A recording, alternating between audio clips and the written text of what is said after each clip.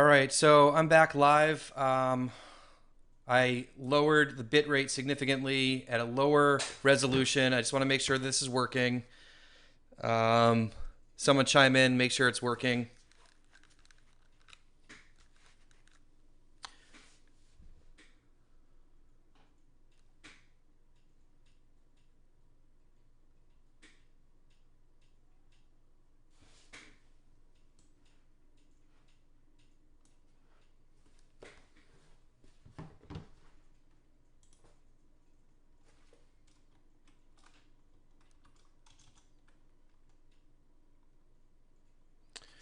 All right, we're back rolling, Charles. I'm sure the guests here are probably very confused and hard to find where we are, but people say they see me, and YouTube is not yelling at me, so I'm happy.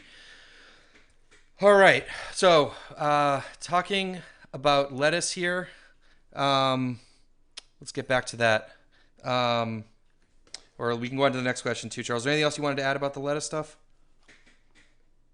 Yeah, only I'd mention actually they different times a year the lettuce grows with different vigor and quality, and the best production time for it I find is from February to early August, and then we run into problems like we get lettuce root aphid here sometimes, and in autumn the leaf quality goes off. We get mildew and things, and so in the autumn actually I switch more to endive and chicory.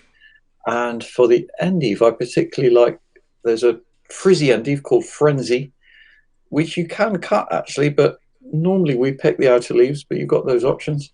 And then there's a scarole endive called Bubicop, I really like, and we treat that outer leaf method the same, and that is just amazing how that one grows here right into October and even November. We picked quite a few leaves off it just a couple of days ago. And meanwhile, then now the growth, new growth is really slowing down. So I'm putting more hearts in my salad. So that's chicory that I'm growing. I've got a video on that. If you're interested in growing chicory hearts, it's worth a look because for me, a lot about the chicory is getting a decent variety that makes a reliable heart. And there's a lot of rubbish out there. Well, it's not very rude, not very polite to use that word, but I don't think that the breeding of chicory has been very tightly done. But there's this company in Germany called Bingenheim and another one in Switzerland called Sativa, who have done fantastic work breeding chicory varieties that actually do make nice hearts, which actually stand and don't rot. And the one I particularly like is 506 TT, and I can sow that here early July. And I'm harvesting the hearts now, right the way through from October until early December, and then harvesting the rest to store. There's one called 706 TT, which even harvesting in December. So basically what that option from that is that I've got leaves to put in my salad mix when new leaves are not growing much. They're kind of, I look on it as stored energy that's in the hearts of these plants, leaves that grew when it was nicer weather and they're just waiting to be harvested. So that gives options for keeping the salad bags flowing, sales going right up till Christmas, all being well. That's cool that you are sort of changing the varieties throughout the season so you have consistent production. Yeah, I think that's something that people, it's hard to yeah, figure out. I think it probably took you a while to get that dialed in for where you are, right? yeah, absolutely. And there's another interesting one, which is the salad brassicas. I don't know how bad it is in the States, but this pest called flea beetle, Oh, yes, which, Charles. you know, okay. Uh, Here, I don't know why, but we've just had, in our part of the world anyway, and quite a lot in England at least, I've heard, the worst ever year for flea beetle. It's like these insects that were tolerable are now almost insurmountable. And when we're picking like salad rocket and mustards now, even this autumn, when flea beetles normally go a bit dormant in the autumn, they just kept going, and there's more of them than there ever were. And why? What's all that about? Nobody seems to really know. And I asked a professor at the University of Entomology, and he said he didn't know. Maybe there's just less biodiversity, so that means less predators. But it's frustrating when things like that happen because it means for the salad I lost quite a few basic leaves. They still grew, but they were so damaged we couldn't pick them. And so that's why I'm particularly grateful actually this autumn for the chicories and endives. And also things like chervil and coriander, I really like putting the herbs in. Chervil here is fantastic winter herb, and it's quite surprising how You can actually pick quite a bit of it. Yeah, I think a lot of us struggle with flea beetle. I know I can't grow brassicas during the warm months here. Right. It's just, yeah, Wow. it'll Have you germinate tried fine. there's a very fine mesh. I'm going to try it next year. I've just got hold of some. I mean, I don't really like covering everything up, but I'm I'm determined to get some rocket, at least some nice salad rocket. The other one I do actually is wild rocket, which I've got in the greenhouse at the moment, and I overwinter it in the greenhouse in pots as a small plant. Maybe like it's a young child, and then we put that out in late February. Quite early March. Very hardy plant, but I find it overwinters better in pot. You can overwinter it in the ground outside here. But I do that, plant it out, cover it with fleece, and then we start picking wild rocket through in April and carry on through May and early June, and that gives me. I like to get some brassica flavour in the mix, that pungency to go with the rather mild flavour of lettuce. Yeah, I think for a lot of us, I mean, I can speak mainly for growing in the southeast of the United States, like during the heat and the warm months. Yeah, Yeah, it's just the brassicas, they just struggle with the flea beetle. And that's interesting to hear that you've seen that change over time. So, right. yeah, I don't Yeah. know. It's not like your practices have changed that much. So, Well, I mean, my ingredients for my salad, I don't use brassicas at all. Apart from the wild rocket, we've overwintered. There's a period in July actually when I think the salad flavour's the least exciting because the in the spring we do a lot of pea shoots, so peas, early sown peas, and keep picking the shoots. They give a lovely flavour to the salads. Bit of spinach, bit of sorrel as well. There's a small leaf sorrel called buckler leaved, and just not many of those leaves you don't need because there's such lovely flavour. So I'm always looking to get that just that little bit of extra flavour in the mix. yeah, I've grown some green sorrel, that like Mm. Italian variety. And man, when you put that in salad mix, people go crazy. Yeah, So yeah, it's nice to mix in a few other, little flavors in there to brighten it yeah. up. Yeah, but I'm really fascinated by hearing that your flea beetle pressure has been changing over time. That's pretty crazy. What the you mean the mix of the leaves or what? No, just the Oh, insect pressure, the damage oh that you yeah. guys. No, I mean, there is that whole thing, I suppose, of climate change a bit. I mean, I've been growing long enough to, when I look back on the 80s, the seasons were definitely shorter. We've just been really lucky here because we don't get extremes. We're temperate oceanic climate, and the Gulf Stream and the ocean around moderate the potentially high temperatures. So our climate has just got a bit warmer, and it's actually been good for growing. We can start a bit earlier and finish a bit later normally. Yeah, I noticed that, our season, obviously we were talking a little bit beforehand about our weather here, but yeah, the summers are so warm. We've gone like from summer to basically winter. There was like the shoulder seasons because by the time it cools off here, there's less light. And so it's like it's hard to Yeah, get those fall crops in the ground because it's just so warm, right. so late in the year. So we talk about like having a long growing season, but you can't really transition into different seasons. Yeah, and something characteristic of here is that we've got in the winter very low light levels, and I'm interested always in Elliot Coleman's work and reading how he does winter salads and his talk of using the double row cover. So well, you've got the polytunnel and the row cover inside. If I do that here, I just don't get enough light on the leaves because we're 51 degrees north, and Maine, I think, is something like low 40s. And we don't get much sunshine either. I actually added up the sunshine totals for Maine, December, January, February. I was looking at that, and basically in January they get as much sunshine as we get in all three winter months. And our light levels in winter are really low. So there's different challenges according to where you are, and that's one of the skills of growing is you can take a blueprint, but you've got to make all these micro adjustments according to climate, day length, location, and so on. Absolutely. I did that row cover inside my tunnel last winter. It worked great. Again, my climate is most days it gets above freezing during the day, so I'll just uncover it during the day, and that seemed to Okay, work pretty yeah. well for me. You're probably also much drier air than we are. We're very humid in the winter, particularly. So with the covers on, then we can get more mildew on the leaves as well, and that kind of thing. Maybe a few extra slugs. So again, there's those other things too. Absolutely. All right, so if you guys have questions for Charles, leave them in the comments, and so we'll get to those. I know we're slowly getting some more people coming over from all the technical difficulties, so thank you for everyone's patience. And Charles, thank you for your patience. Man, I feel so bad. I just wish this was going better, but we got you on. Everything seems happy now, so we can focus on content. Um, so the question here from Course Gold guy says, wants to ask you about the persistent weed killer from the compost that you brought in. Has that problem been resolved? Well, yeah, I've resolved it by not bringing in now any more horse manure. I was just using a bit, actually. It was last summer where we had a really dry summer, and I was actually short of green for my compost heap, and so I was using a bit of fresh horse manure, high nitrogen, as a green to zap up my own compost heaps, and then discovered this problem, but you can't see it at the time. So anyway, I spread this affected compost, which was one heap, on grass, and I planted tomatoes, broad beans, susceptible crops in it, flowers, and a lot of them looked awful for a while. And then towards the end of the summer, they started picking up and getting healthy again. So it looks like from plant growth, which is the main way I can tell, that the poisons have broken down. It's soil microbes do that fantastic work. Somehow they dissipate those poisons.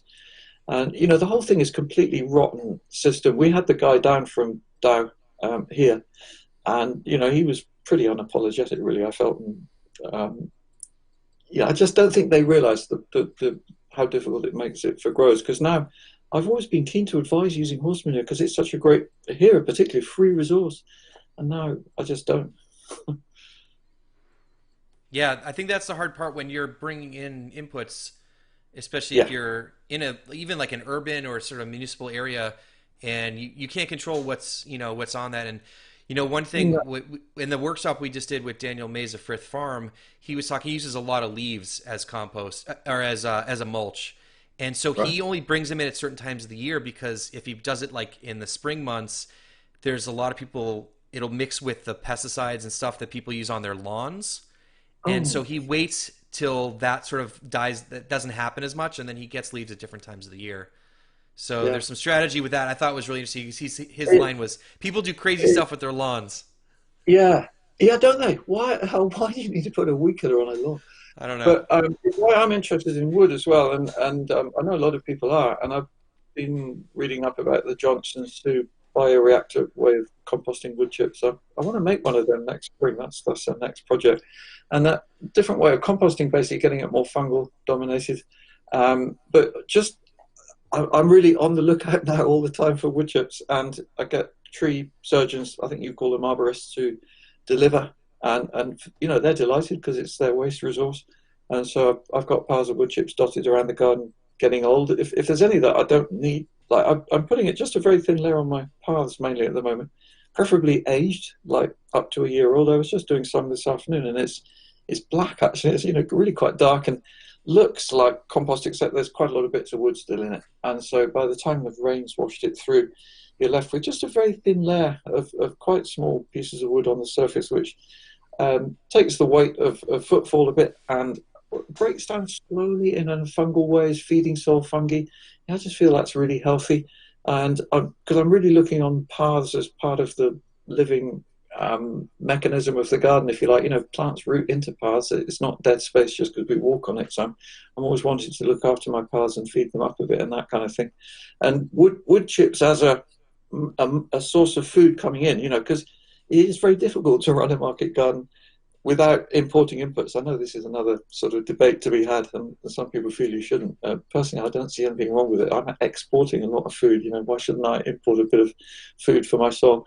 But the wood mostly, as far as I know anyway at the moment, is not treated or anything. It's clean, and so we can be reasonably confident that it's a nice input to use in the garden. Yeah, Charles. I mean, I remember hearing you talk about wood chips in the pathways on the No Till Growers podcast, and I use wood chips in my walkways, and I did a YouTube episode about it as well. And I firmly believe in all the stuff you've been saying. And again, it depends if you can get the wood chips or not. And for me, I Yeah, can have a tree company. They'd rather not have to pay the dump to drop them off. They'll drop them off to me for yeah, free. And yeah, I find there's a lot more diversity in the soil that way. And your idea of like the yeah. pathways can actually, feed the beds as well, because most people just think of pathways as pathways, and that's Yeah, fine. well, I noticed it very strongly last summer with this really dry weather we had, unusual for us.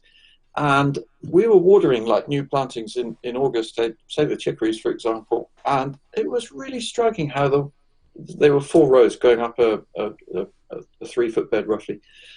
The 2 rows on the edge just kept growing bigger, and the ones in the middle were smaller. And just scrabbling around in the thin wood in the paths, you could see all these little roots underneath because we were having showers. The soil was really dry. Any shower that happened in August, the showers fall on the paths as well. So hey, the plants go for it, and it's that whole thing of how plants can root very opportunistically and shallow, and we're just tapping into this moisture every time it fell in a little storm in August. And so you could just see how these plants were getting bigger. And that was a really graphic illustration of how valuable paths are. And I mean, I keep them as narrow as I can because in some ways it's not cropping space, but in some ways it is. So my paths on average, I'm running them 15, 16 inches. And my beds, I like a slightly wider bed than I see you guys doing, some of you anyway. Up to 4 feet, between 3 and 4 feet is good for me. And linked to the understanding with no dig that you can walk on your beds. That's another one that is quite a debate because I'm not using any device. I'm not tilthing or doing anything like that. I'm just putting compost on the surface. I barely use a rake even to level it, but that's the most of anything we do. And then just planting straight into that. And then people think, well, you're planting into compost, but actually the roots pretty quickly are going into the soil below, and the compost layer is very quickly being assimilated into the soil and mixed with it by all the soil life below. And for me, the less disturbance, the better, basically. So I wouldn't ever want to do any work on that. Man, Charles, there's so much in that like minute you just said there. So yeah, I think there's a lot of people talking about going to wider beds in the standard like 30-inch market garden bed. I don't know. There's been a lot of talk about it, and I hear people starting to experiment with larger beds, and I think it Yeah. makes more sense for some Well, I reasons. feel it's very simple, actually. I feel you should just have the bed width you're most comfortable with. I wouldn't, I'd hesitate to put a right or wrong in it. I think the 30-inch, though, as I understand it, comes from using like these tilthers or whatever machine or device, and then you're bound to have the width that fits the machine, so to speak. But if you're doing it all by hand, just whatever you like. I've got some beds that are 5 foot wide actually. And the point about because you can walk on them if you need to, or put a foot on to reach the middle. So I remember a really funny conversation I had actually about 20 years ago now with some no dig growers in Devon, and they were really struggling to pick their lettuce on 4 foot wide beds because they just believed they could not put a foot on that bed. I said, don't worry, just go for it. And when I'm teaching here, I'll often just walk on my beds and sort of almost jump up and down in them, and people often comment, well, you can see how the soil is like a sponge, and the trampoline it's going up and down. Yeah. So why do you think that is? Why do you think that people are so hesitant to walk on their beds where you're like, whatever, it's fine. Ah, well, that leads on to a very interesting point, which I think is that we've all been misled or confusing information that applies to one system, not another. So this thing about never walking on your bed, I think, comes from digging. People or tilling. If you till or dig the soil, you break the structure, and therefore, then if you walk on it, you get a dirty, great footprint, and you've sunk in, and you've more than damaged all the so-called aeration and loosening you've done. And it links also to a belief that soil plants can only root into very loose soil. That is not true. Plants actually like rooting into firm soil. So for me, the structure of a no-dig bed is not all loose and fluffy at all. And as I think one of you guys said, it's a miracle how you can't get over still how carrots go down into no-dig soil, and they really do, don't they? In parsnips, the difficulty is getting them out again because they've gone down so deep. So firm soil, that means you can walk on it, but everyone's been told so many times you must never walk on your beds, and they just come to believe that without really adjusting to the different parameters of no dig. Awesome. So I got a couple questions here, trying to maybe lump a few together. One is about dealing with bindweed, but there's also another question. How do you go from grass to garden with no till? And I think those are kind of related because I know that how you prep your beds is how you eliminate weeds as well. So can you talk a little bit about that? Yeah, I mean, going from grass is really straightforward, and it's particularly nice if you've got, say, clay or difficult soil. And I know people often will ask, do you need to dig the clay first? No, just leave it alone. And if you've got nice grass, or particularly if you've got a lot of weeds, then you can be happy because that's telling you that soil is pretty lively and it's got a good structure there already from all those roots that are in the soil as you're looking at it. And with grass or weeds, the only question more is whether you chop them down a bit to make it easier to put the mulch on. And generally speaking, I'd recommend that because it does make life a lot easier.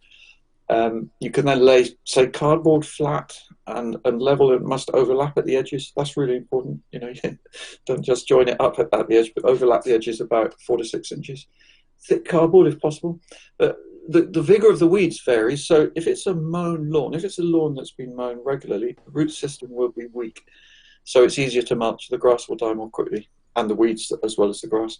And this links to the work of people like Josh Salatin and mob grazing, because they're finding the opposite. If they don't graze too much and let the pasture really grow, the root system gets stronger. So when I arrived at Homemakers, for example, here, it was a bit like that. And the ground hadn't been grazed very much or anything. There were just a few sheep wandering over it now and then. And the weeds were really strong and vigorous. And it took a few months for them to die under my mulches, and some of them pushed through. And that links to the bindweed that you were being asked about. Bindweed and couch grass, they take a bit longer to die than some of the other weeds. So bindweed, I keep pulling as soon as I see it, because I want to make sure the parent roots there do not gain energy from photosynthesis. So it can be difficult at first, and it can feel like it's a losing battle until suddenly you come to that time when the root, it stops growing. Basically, you can get rid of bindweed. I've actually got rid of bindweed here, 100% in quite a large area. Okay, so just so I understand it, you're covering with cardboard and then compost, and then Yeah, if any of the weeds beat that system, you just stay on top of them and yank them until yeah. it goes away. Yeah, so I mean, you've got to assess a bit what you're starting with, and if it looks like the weeds are really strong, then I would advocate two things: be thicker cardboard, because there are different grades of cardboard. Always the brown though, and always take the tape off and staples and everything like that. So you've just got card there, and a bit of ink. I don't think matters as far as I can tell. They're based on vegetable matter, but not the shiny cardboard. And then different depths of compost on top, according also to how quickly you want to start. If you can make beds like this and plant them on the same day. You haven't got to wait for anything to die underneath. The weeds are still there. For that, I would say no 4 inch, and then people say, what about the cost of that or availability? And that is an issue. But look on it as long-term investment. That it's not 6 inches every year. This 6 inches will stand you in good stead for 10 years to come, and you only need, say, 1 inch a year after that, or whatever it might be, depending a bit what you want to grow and that kind of thing. Okay. So question here is how this Chad's asking, how can I stop random things from growing in my compost? Random things. Yeah. um, well, I wonder what that might be. Do you think they're asking about like perennial weed roots that might have got in there and that sort of, or potatoes, or? I don't know. Maybe I'm not sure about the question. Maybe they're not getting their compost pile hot enough, maybe, and getting things to like die in there. I'm not sure. Yeah. Oh, well, that's the two things that would spring to mind. It's more actually, I would say, frequency of input to a heap. If you if you've got a heap, whether or not it gets hot, even because in the winter heaps don't really get that hot often. But if you keep adding to them, then things aren't going to grow because you're continually mulching. I look on the compost heap almost as a pet, so it does need a bit of looking after, and only have a heap that's small enough that you can fill it reasonably quickly. So within 2 months, maybe in the summer, and a month would be even better, because then you will get a faster reaction going on there and a bit more warmth. But yeah, just to emphasise, you can make compost without heat, so that's not a prerequisite. Maybe frequency of addition, but I do put a lot of things on my heaps that you're not meant to, like bindweed roots. I put couch grass roots. I put all the perennial weed roots on. I put blighted potatoes and tomatoes on my compost heaps, because the key understanding there is that blight spores can't survive in soil and compost. They need living material to survive on, and so just makes it easier, and it means you've got more material to put on. You likely have less problem. Okay. So, Charles, before I forget, and I just want to give you a chance to mention some of the things you're working on now. And for you guys who don't know, Charles has an amazing YouTube channel and just is such an advocate of education and gardening and farming. I don't know, we were talking about the difference between gardening and farming before, but yeah. And you've written some books. And so, Charles, I know you've been working on and you've been presenting an online course. If you want to talk about that a little bit, I think that would be great. Yeah, thanks. Last winter I wrote my first online course, and that one is about no dig gardening. It's about the tenets of going no dig, understandings you need to be successful.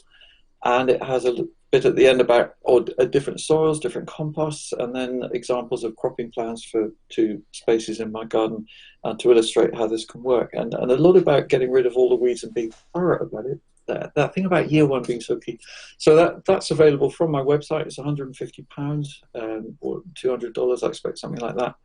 And then I'm writing another one at the moment, which is specifically about growing just every kind of vegetable, but not so much an A to Z as the key understandings you need to be successful at vegetable growing, and then with lots of examples of different vegetables. Because the way I find with teaching that works really well is to help people to understand the background, the reasons why things work, and then they can apply those understandings in their situation. And not to be too formulaic in how you present the information, otherwise people get sort of hidebound by rules.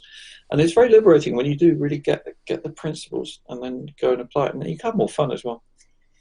I like that approach a lot. I taught high school math for 5 years, and so Oh, people just want to know, like, and especially in the gardening and farming world, they just like, tell me how to do it. I just want to learn how to do it. But that's not going to help you because your situation is different than my situation. And yeah. if you can think through how and why it works, I think that's huge. So Yeah, well, I it's found the platform that we found for the online course, it's a company called Sensei, and you got the option to put quizzes at the end of each lesson. So we got multiple choice quizzes, and if you fail them, you can just reset. And I'm finding from the feedback I'm getting, that's a nice way for people to make sure they've really understood what's in the lesson. And you get a certificate if you pass all the lessons of 20 with 100% pass rate. And at first you're like, oh my God, but actually the questions are not difficult. It's just, but to get them right, you've got to have actually understood what's there. And that's a nice way of doing it, I think. yeah, you're making sure that your audience is actually absorbing what you want. Yeah, that's Yeah. awesome. Cool. So we'll put a link down in the description for this video afterwards. Link up for that. Is there anything else that you're working on that you want to share? And not so much that. I would like just to make the point that for some of you listening might not realize I'm not full-time market gardener now because I'm doing so much teaching, which I love doing. And I feel there's a lot I want to share. And I'm 60 years old. I've been doing this for nearly 40 years. And I've seen a few changes and different methods. I've tried a lot of things. A lot of things haven't worked. And basically, I want to share that with everyone and spend my time doing that as well as the market growing. So I'm actually at a stage in my life where I've just got to find that balance. It's a bit tricky sometimes, especially in the summer, getting all the garden work done, and as well as all my teaching, because I quite often get asked to go like different countries in Europe. I did a fascinating tour to Sweden this year with Richard Perkins. I mean, that was just awesome, and meeting him. We did this video interview together. Some of you might have seen. And Germany as well. Luxembourg, there's a really good market garden in Luxembourg, no dig, called Krautgart. Do look that one up, and they're doing amazing work. 3 young men, and yeah, just keeping in touch with all the other things going on. Yeah, That's cool. Yeah, you asked me that before. You're like, are you still growing stuff if you're doing all this video work? And finding that balance is really hard, Charles. yeah. I keep a record now of hours, and my hours this year is around 32 hours a week in the garden, which peaks and through in the summer months. So, and people who are working here, which is, I don't have anyone full time, but I have up to 2 part-time people, and that comes in at about 45 hours a week on average. So just to give you an idea again, and that's on a quarter of an acre, and we're selling around £20,000 worth of produce a year. And what kind of sounds impressive, maybe, as well as growing about £5,000 worth, I reckon, of vegetables, for some of which I sell, a lot of which we use here for, of course, lunches and that kind of thing by Steph, my partner. So the balance of those two, if I took that in it, and I was just a market gardener, I'd be struggling to make this pay. It really worries me, that those sales figures are not enough really to pay a full wage, sadly. Because you've In the sort of UK, scaled down over time? Sorry? You sort of scaled down the size over time? Well, yeah, there is that. I mean, I think it is partly because I'm doing so much teaching, and I just have to go for it more if it was my only source of income. Sure. So yeah, it's a fair point. I did actually, I got it here. I don't know if it'll show up on the camera, in case your viewers might be interested. But Oh man, that's beautiful. can you see the different salad leaves? It's just to give me an idea of what we're selling, and this is like the chicories that I was mentioning before, and it's a Treviso chicory, which is the long thin one. The round ones we break up more into pieces. And then there's another lovely chicory called Castel Franco, which has sort of speckles on the leaves. Um, I don't know how clear you can see these, but it's just to give you an idea. You can get an idea of the different colours and shapes in the mix. Sadly, you can't taste it. It's very nice. Interestingly, with the chicory and endive, how they're quite bitter. And in the UK, people really resist that. If you just tried to sell bitter leaves on their own, it wouldn't work. But in a mix like that with salad leaves, they do. They buy them, and I'm sure it's really good for them. You know, it's meant to be good for your liver. Okay. Charles, I don't want to avoid all the questions in here because there's a lot of people in Yeah. here. I Okay. could probably just sit here and talk to you for a couple hours. And I don't know if anyone's going to enjoy that, but so how do you get more fungal activity easy in your soil if you don't have enough compost? Is leaf mold the best way these days? Yeah, that's a nice question. Leaf mold. God, if you've got leaves, I'd be more than happy to have that as leaf mold's compost, basically. But it's a fungally produced compost, you know, because it molders away slowly at low temperatures. So at low temperatures, where you get more fungi and less bacteria. And so, yeah, use leaf mold, and I think it's something that you know it's the leading edge now. Is fungal activity that people are finding out more and more about, and it links back to that very first, well, not first, but the development of modern compost making, as I would phrase it, in India in the 1920s and 30s by this guy Albert Howard, who he was working for the British Empire actually in India, but he got funding and he set up this composting station and trying new ways of making compost. And it was very fungal. He then put on only small amounts on. He was farmers who were desperate to revive their tea plantations that got worn out by overuse of chemicals. And what he noticed was fantastic results from using only very small amounts. And then he realized it wasn't nutrients because he wasn't putting that much on. And he realized it was the fungal activity. And that was where it all started in the launch of the Soil Association in the 1940s, and the discovery of compost as a fungal stimulator. And then that all got lost for a while, and now it's being rediscovered. Okay. Um, can you talk about or explain the importance to have a roof on your compost pile? I know you call them heaps, but we call them piles. I know you have, but most composts are open. Okay, well, clearly it depends on your climate and how much rainfall you have. But to give you an example here, um, quite a lot of the pre year up to the end of September this year, I would have been fine without a roof. But in October and November, we've just had around 11 inches of rain, and that wetness would have really made my compost soggy. So why I value the roof is to keep excess rain out of the compost, particularly finished heaps, and that keeps the air in and stops it going soggy. And it's not a vital prerequisite. I mean, I've managed to make compost reasonably successfully for 30 years before that. But I must say, since I've had the roof, which didn't cost a fortune, you know, it's just steel sheets, the quality of my compost has gone up a lot. And that's paying back the cost of the insulation, I reckon. All right. So depending on rainfall, I guess essentially, if it you don't Yeah. want it getting too wet. Well, exactly. And I mean, it is that linked to that understanding. I actually did a very interesting course on compost making with an American guy, Zach Wright. Perhaps he'll be listening to this. Hi, Zach. And one thing I remember about that was he was advising a lot about watering ingredients as you add them to the heat. And that's something I would almost never do. And I think it's linked to the difference in climate between you guys and particularly in drier continental parts of the US. And here our air is nearly always damp. Most of the ingredients we're putting on are leafy greens that have a lot of moisture in. So there's just no need and no point in watering. In fact, actually that's a bad thing because you know any green leaf you're putting on a compost heap as it decomposes is releasing the moisture that was in there. So you're effectively adding water when you're adding damp leaves, which we're doing a lot. So, you know, those kinds of understanding really help, I think, to get moisture levels right in the heat because that is a really key factor. I mean, it's a good question. Just thinking about that. Okay. Do you have any opinion on veganic? I guess that would be vegan farming, using green manures instead of animal manures.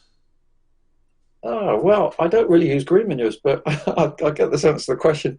I guess actually, if you're not using, I mean, I'm not really using animal manures now, but I'm not doing that for reasons of being veganic. It's a method that works. It's then if you're going into larger scale no-till, and yeah, you get into those questions of cover crops and things. I don't have a particularly strong view on it actually either way. I mean, one thing I just like is being not too dogmatic about things, yeah, and just keeping open house to all viewpoints. So while I would say veganic, yeah, great, I wouldn't want to be mandatory about that. Okay. Yeah, we always talk about being not being dogmatic. There's so many ways to do everything. So, and a lot depends on Great, your context and what you have available for input. So, yeah, um, yeah. well, what do you think of using seaweed? Do you have any experience with seaweed? I would love it. I visited a garden once where this guy he actually drove all the way, here that was about 100 miles, to pick up seaweed from South Wales, and he put it on his asparagus and his sea kale. And, that's two examples of vegetables that are very native to seashore. And boy, could you see the difference in them. Sea kale particularly, I'd never seen anything like it. And so for certain vegetables in particular, I would love it. We're 40 miles from the sea in any direction here, and so um, I don't use it, but I've seen it used in Scotland and Ireland and places very successfully in a no-dig context. So they just lay it on really thick, 4 inches or so of seaweed in the autumn. By the spring, most of it is decomposed, taken in by worms, whatever. You just got the stems on top. Put them in the compost heap, and off you go. I don't believe that you need to wash it. They certainly didn't. I don't think salt is as much of a problem as it's made out to be. So that in that way, that would be also used as a mulch too, right? Yeah, totally brilliant. Yeah, That's cool. I mean, the gardens I saw in Scotland, I was there for a while, and that was the only input they were using. No other manures or compost, and it was pretty sandy soil. It was almost like seashore, and they were growing great vegetables every year. Okay. There's a question here about how to use animal manure and how do you advise it being applied. For you, it's generally in the compost, right? Or are you applying it separately? Uh, Yeah, and particularly if you've got hens or chickens, that's such an ideal. You don't often have a lot of it, and it makes a great kind of activator or booster for compost. It gets it working more quickly. So that's how I would use manure from chickens in not huge quantity. But if I had a lot of animal manure, like if I had cows, I farmed in France for a while actually and had cows, and I just made a big cow manure heap with the straw of the bedding. So always though, I'm looking to compost the manure. So it's a rather confusing word, manure, and I know gardeners here in the UK we talk about using manures. Well, then people are unsure. Is it like fresh manure or old manure or what? And so I. To be clear, whenever I use animal manure, it's always composted. So it's basically compost. And when I use the word compost, I'm using it in the broadest sense of the word. So whatever it started life as, it might have been manure, it might have been leaves, leaf mold, it might have been woody waste or whatever, that becomes compost, and that could have been manure as well. Okay. Um, so do you have any suggestions for growing in very sandy soil? Sandy, yeah, use more compost, I'm afraid. But you got to get that organic matter level up. And I've had a few people here on courses with this issue. I would say sandy soils perhaps the most difficult, much more difficult than clay actually, because particularly for vegetables, vegetables need a lot of fertility and they need a lot of moisture, and sandy soil doesn't really hold on to either of those very well. So you've got to build it up with some extra organic matter, and that's the best I can offer you, I'm afraid. There's no silver bullet really. Okay. This isn't a question, but a comment. Alternative Smallholding says Steph is a wonderful partner. I really appreciate her insight and how she uses the crops. Oh, that's nice. Yeah, well, I would echo that. And our work links together very nicely here. She brought out just a year ago, it's almost a year to the day actually, her book, The Creative Kitchen, which is a fantastic recipe book of seasonal vegetables. And it's only a small publishing house and it hasn't had a lot of promotion really, not like some of these big boys.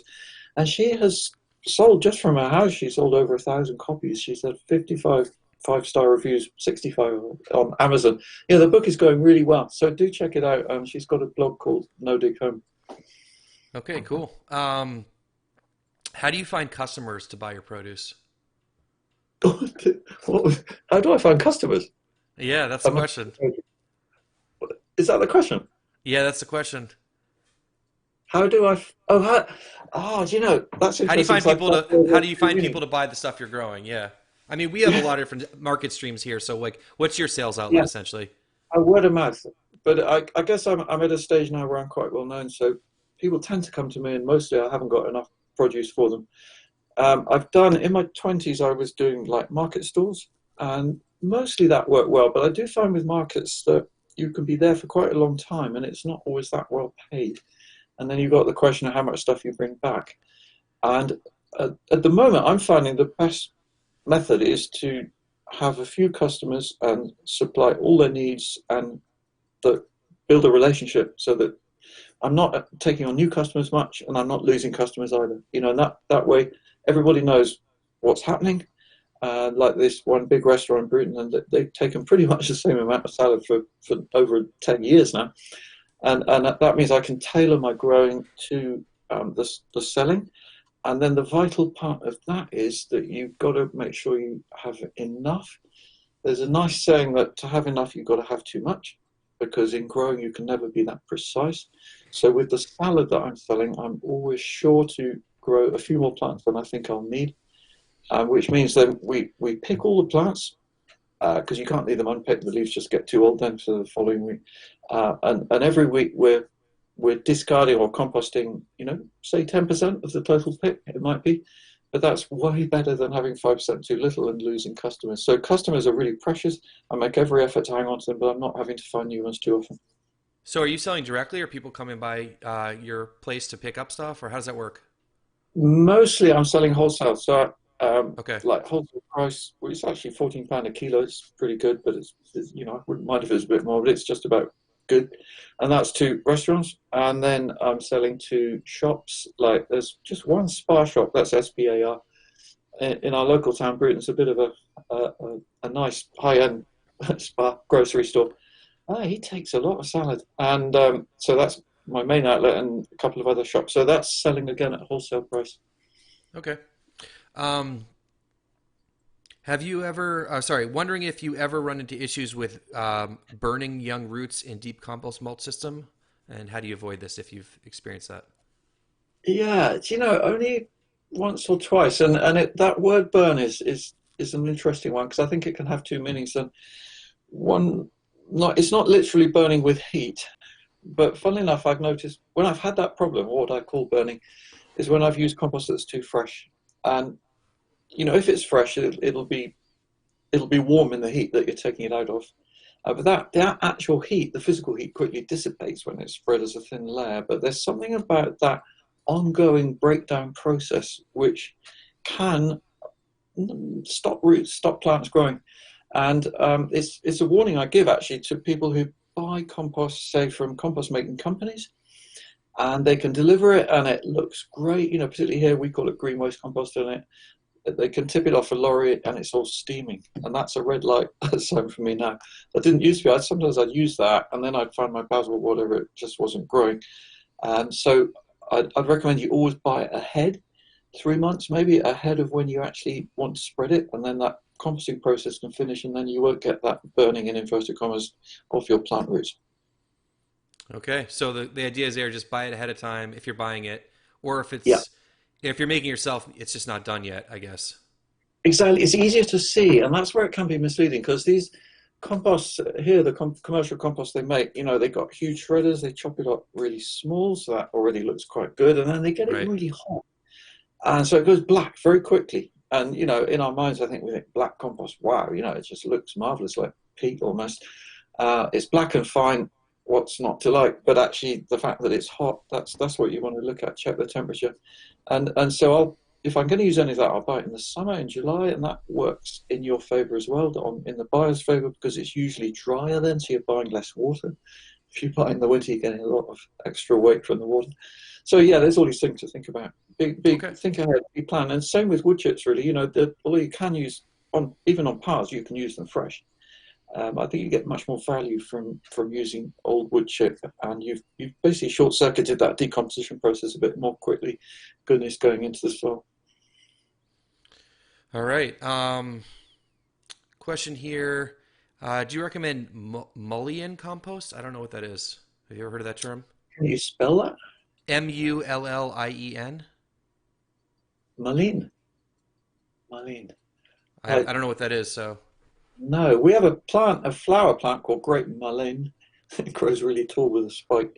I don't think it's that. I don't know. Okay. Okay. Um, question here is, Charles, do you still enjoy your 5 foot wide beds? I know you talked about that a little bit before.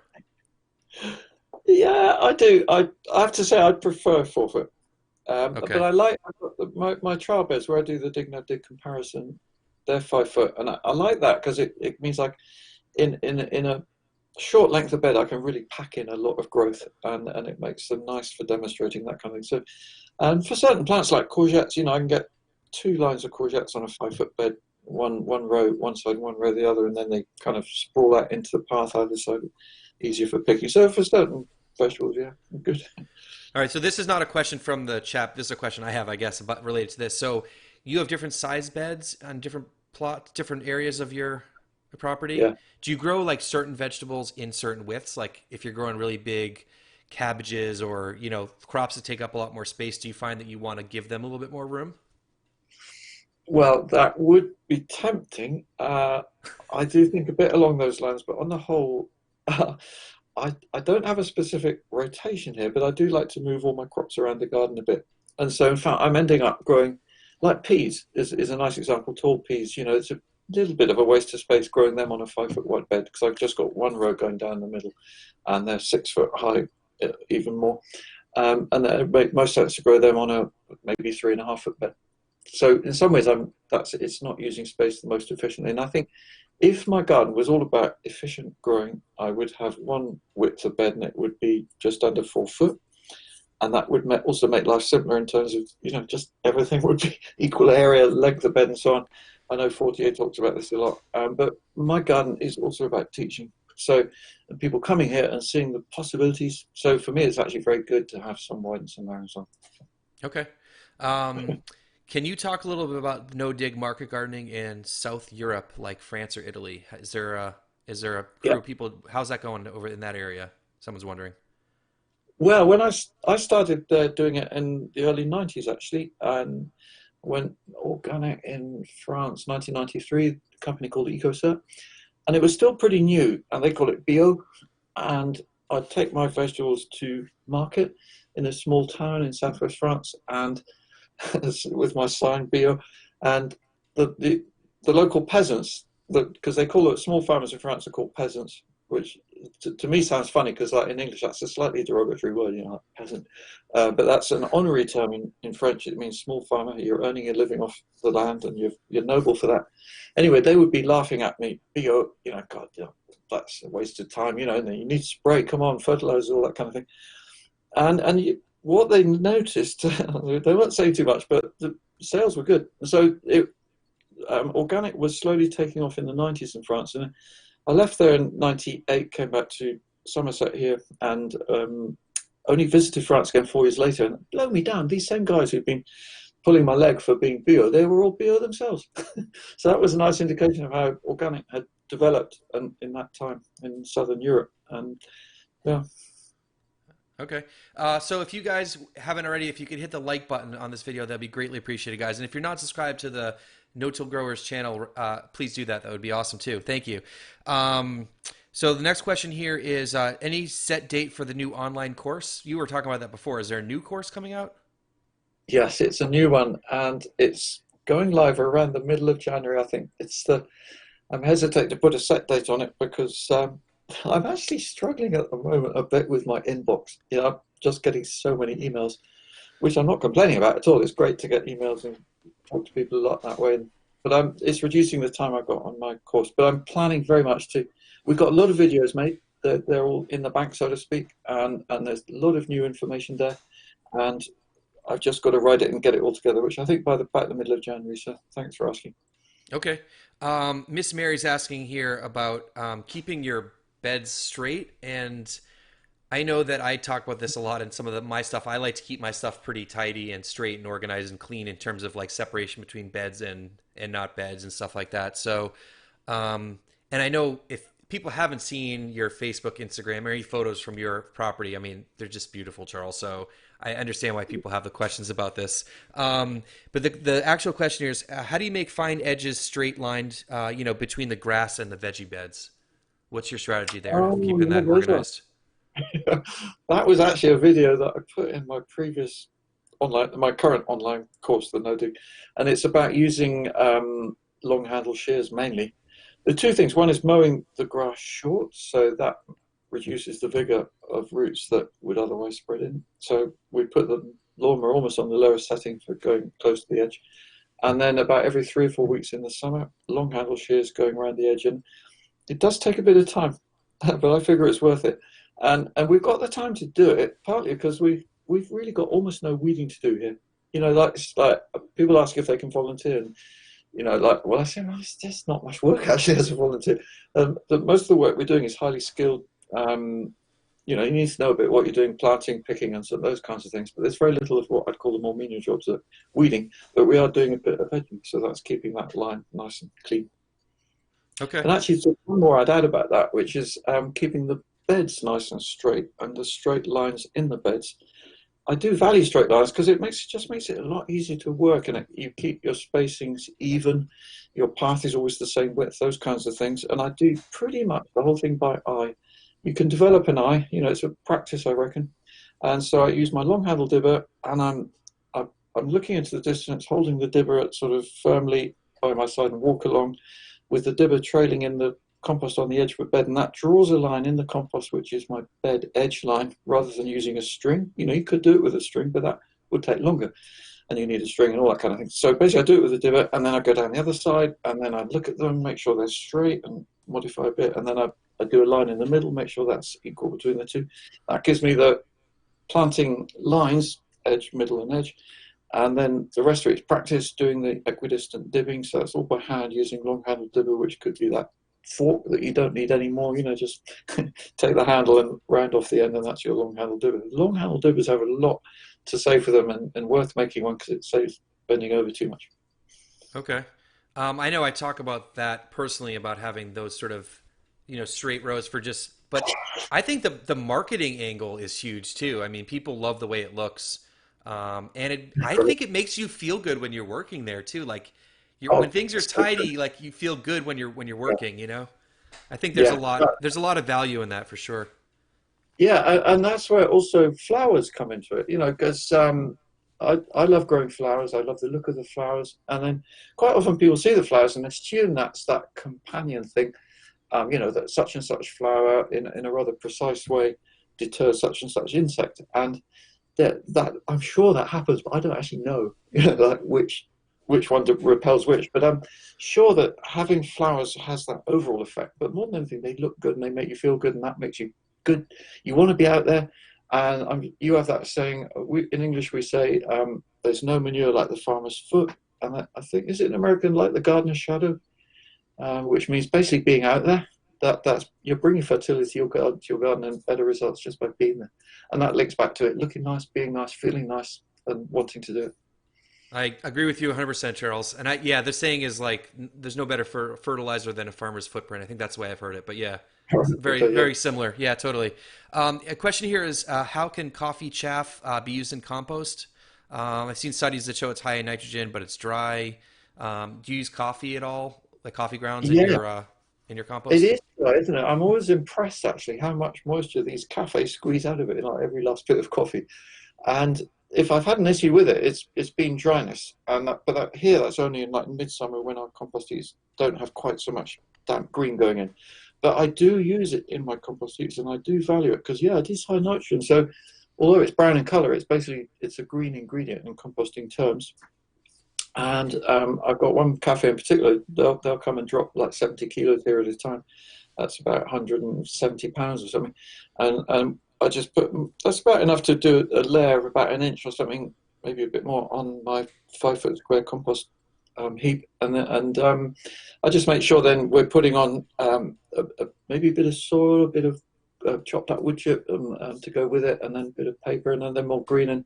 And generally speaking, I found that breaks down pretty nicely. But I do turn my compost heaps always once, and that helps pick up any bits of say coffee or spent hops. Is another one actually from breweries. Just make sure they're remixed and finally break down.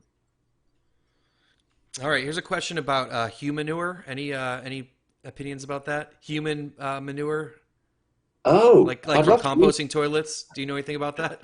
Yeah, well, we have a composting toilet here, and there's two sides. One is the urine, and the urine is onto straw, and that we put in the compost heaps. No problem there. So urine and straw, brilliant addition to the compost heaps I'm making. The other side we don't use in the food growing garden, but I use in my all the rest of my garden, which includes fruit trees and flower borders and things, roses and what have you. So that's the poo, which every time you have a poo, you put a bit of wood chip or straw on top. And so you're building that up over a year. And then there's two seats. So then you leave that for a year to finish fermenting while you're pooing on the other seat, on the other side of the loo. And then that glorious moment comes in December, once a year, where you dive into, I mean, not literally, you load your wheelbarrow with the poo. And what always amazes me and disappoints me is how little of it there is. It's like, no, a whole year of pooing. And we get like two wheelbarrows of that. That includes all the visitors. I'm always saying contributions gratefully received. Yeah, Okay. it's great stuff. I think we should use it more. And it's just on health angles and all that, no one's quite assessed that, I don't think. So I wouldn't put it on my vegetable beds, not at the moment anyway. Okay.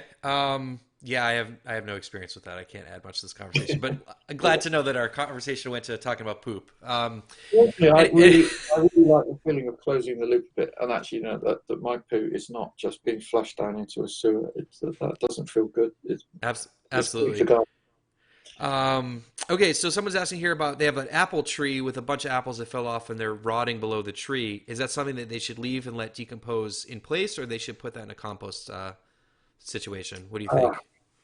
I compost them. Yeah, I'm not a fruit expert, so I'm just all I can say is what my hunch on this is, and I just like to keep it tidy below. And I figure if you leave rotting apples there, they're going to be releasing fungal spores and that kind of thing. So generally speaking, I'd remove them, but I'd be very happy. I'm very happy to compost them. That's all I could say.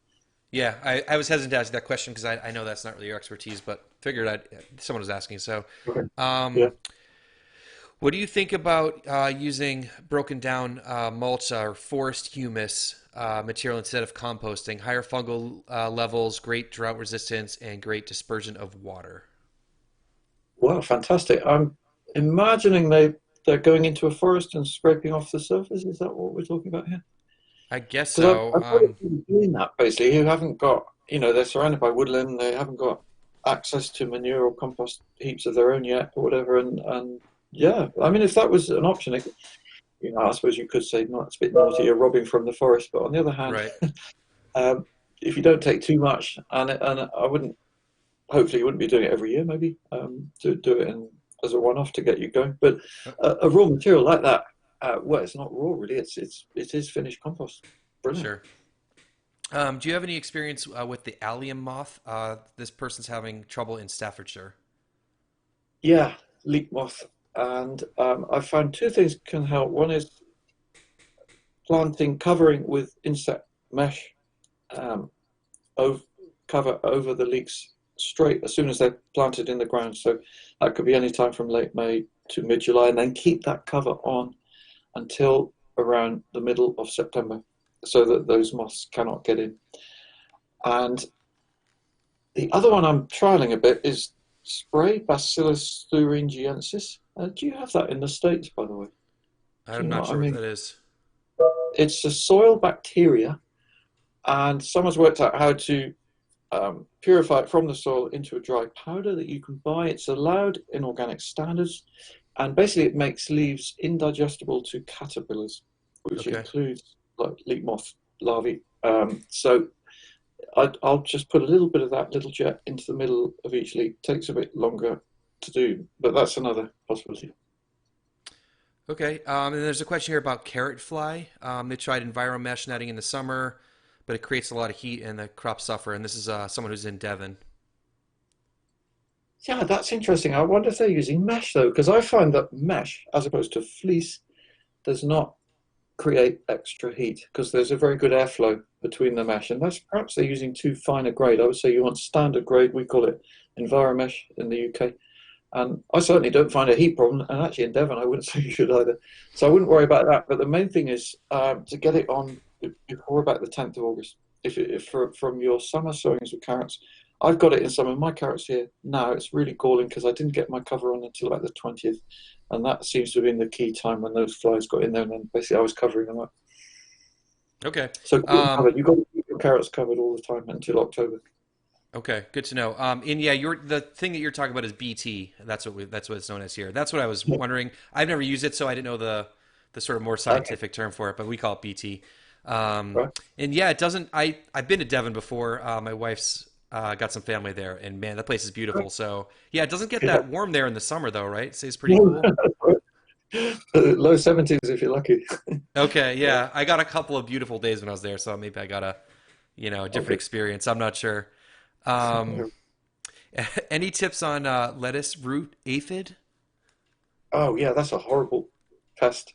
Um, we haven't had it here big time for 3 years now, but if you get a summer when it arrives, it overwinters on poplar trees apparently.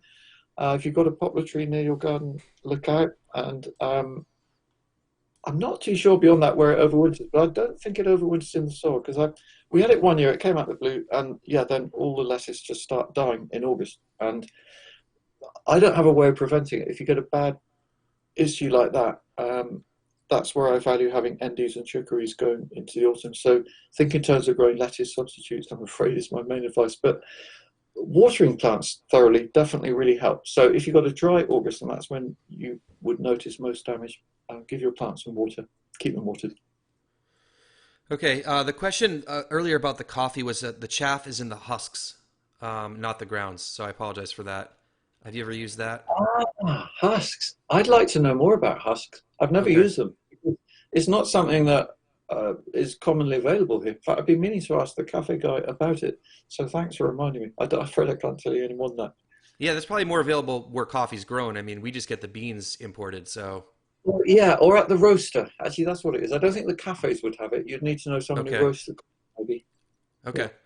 Um, and then someone's talking the mullein leaves that we were talking before. It's something like comfrey leaves. Ah, yeah, Um, okay. Comfrey. Yeah. Well, I mean, I've used comfrey in the past, but my preferred way of using it would be either in the compost heap or just spread leaves as a thin mulch on the ground. But I prefer the compost heap really, and I don't make horrible smelling anaerobic tea or anything like that for use as a liquid feed because I find I can get enough goodness onto my tomatoes just with compost basically and getting the soil really active. I do also actually use the biodynamic preparation horn manure 500, and I don't talk about it a lot because I don't want to put people off. I know some people you say the word biodynamics, like, ah.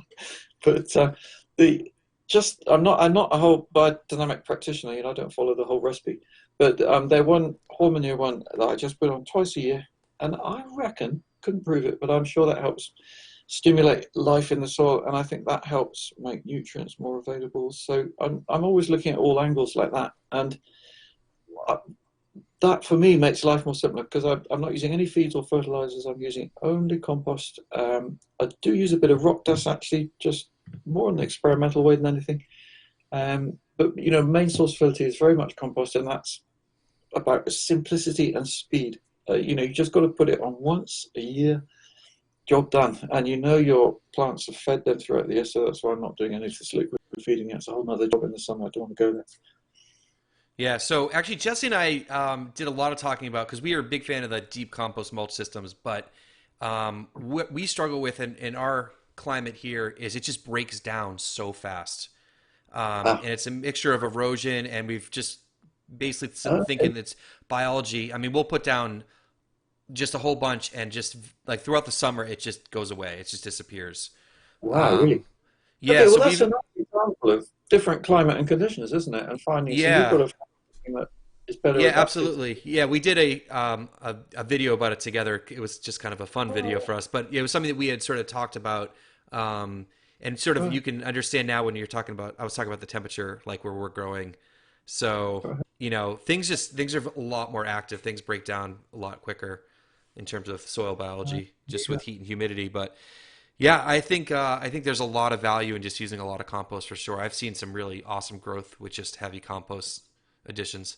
Um, Yeah, well, like Singing Frogs Farm, for example, as far as I'm aware, that's how they do it in California. yeah. Yeah. So I don't know if you've answered this question, but someone here is from the Caribbean and they're looking for advice on intercropping plants for their vegetable garden. So maybe Oh, can you? that's a nice question. Yeah, Yeah. that's one of my favorite topics. Like, because there's so much to learn and discover about intercropping, interplanting, and I use it a lot for successional planting. So, for example, I'll pop fennel is one of my favorites. I'll just pop these tiny feathery little plants of fennel between lettuce or spinach or any vegetable that's going to finish, say, within 4 weeks. And so I'm looking for uh, it's to do with timing a lot of it. Putting in these seedlings between something that is going to finish its life, so you then twist them out, and then your new crop is already got quite a bit of growth under its belt, and that way you can crop a small area much more intensively and get a huge amount of food. I mean, last year I did a lovely run of 4 different vegetables in the same place um, through the season. So I had some overwinter spinach that I planted there the previous October. We were cropping that for small salad leaves through the spring. I put fennel in there, fennel plants in March, and the spinach we twisted out 10th of May. The fennel was still struggling to grow because the spinach had kind of taken all the nitrogen. But as soon as that spinach was gone, the fennel just went whoosh. And we were picking fennel by the middle of June. But before that, I planted French beans. So the French beans then were already established by the time the fennel finished, and then we were picking French beans in July and August. And before the French beans finished, I planted leaf radish, not leaf radish, root radish, winter radish like mulies, in late August. Between the French beans, they twist out the French beans, and the radish grew in also that's 4 crops, no addition of anything, fertilizer or extra compost. And using this method, the ground was just so much more productive because you got all this rapid succession that's speeded up. Yeah. So So you're getting your that's successions in. Yeah, you're getting sorry. your successions in before your other crops even out. Yeah, and this links to companion planting, which is so interesting because that word companion, I think it can be a bit misleading, and people think of it in terms of, a bit like us. We have some people we like and some we don't. So it's plant. Maybe you imagine there's some plants like other plants more than they like others. But for me, it's more about proximity, companionship. So and that's why I think multi-sowing is so effective. You're putting in seedlings with their mates all together. So that's why they actually grow better than if they're, supposedly got more space to grow and all that kind of thing. They enjoy that proximity. And I think that's where the intercropping, where it works. Obviously there's levels of there's skill involved here. You can't just do it randomly. It wouldn't work to put a beetroot plant next to a zucchini or courgette because they're just going to overshadow it. You've got to have a bit of understanding about how different plants grow. But that's why I'm excited about it, because I think there's a lot more to find out. And anyone listening, watching, I'd urge you to try a few things yourself. Have a play. You might get some new combinations, whatever works for you. Cool, cool. I know that's just from a lot of experience and knowing each crop and their timing and what they need. So, how are we doing on time, Charles? I know we're over an hour and a half in. I don't want to take too much of your time. Well, yeah, I'll need to stop to eat fairly soon. Actually, I'm diabetic type 1 actually, and so I'm a bit, I need to watch my blood sugar. That's my Okay. main concern. All right. Do you want to get off? Do you want to take one or two more questions? Yeah, go on, a couple of. Okay. I mean, how often do I get to talk to you, Charles? Oh, Anyways, let's see. How about compost teas? Do you have any opinions on compost teas? well, yeah, I mean that's a whole massive subject. I would say they're more applicable on larger acreages, and I had the pleasure of sharing a podium with Elaine Ingham in March at a conference we did in Norway, and I was learning from her a lot there, and it's awesome what she's achieved using compost teas rather than compost itself. So you can treat huge acreages of ground with these teas. And I'm just going by what she said and how she'd helped a farmer in South Africa, for example, to reclaim land that was sort of almost going out of production. And he turned his farm around for going bankrupt to being profitable in a year just by using compost teas. So I'd urge anyone on larger acreages to look at compost teas. And Elaine sells her course for $5,000, which I guess is why she wouldn't sell too many of them. And they're for professional commercial operations. But if you're in that situation, I reckon her course is probably worth it, and for what it could give you. Because once you don't need a lot of raw material, basically, it's just making the teas and applying them. Okay. Brilliant. Cool. Very cool. All right, Charles. I just want to say thank you to everyone who's come out today. And there's a lot of there's a few questions there I didn't get to. And Charles, I have to say there's a lot of love for you over in the chat. So a lot of praise for what you're doing. And I didn't read all of them, but I'm just letting you know that there's a lot in there. I can't comment on all the comments that are going through here. So I just really appreciate you taking the time to get on with us and your patience with all the technical difficulties earlier. And I'm just a huge fan of what you do personally, Charles, and thank you for educating everyone and everything you're doing. So I will put a link down to everything I can for your information for your channel and your social media and the course, and make sure I share that with everybody. Well, thank you, Josh. I've really enjoyed talking with you, and also thank you to all the people who ask questions, because that signifies curiosity, and that's what you need to be good at this. Just keep questioning things, and don't accept received wisdom too much. It's something I'd advise. If someone tells you something, ask them what the reason is. There's a lot of nonsense out there. Just cut to the really important basic things that really work. All right, Charles. Thank you so much again. Okay, speak soon, I hope. I hope so too.